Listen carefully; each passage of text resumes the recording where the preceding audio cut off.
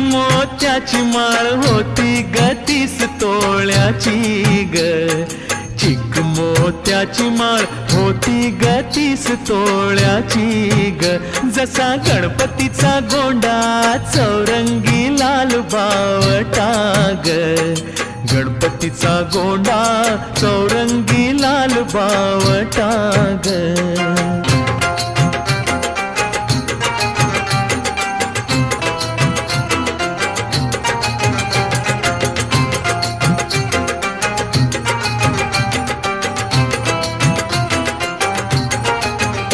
या चिकमाळेला रेशमी मौचार दोराग,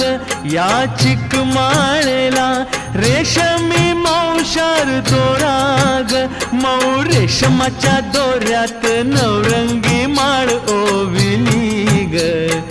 रेशमाच्या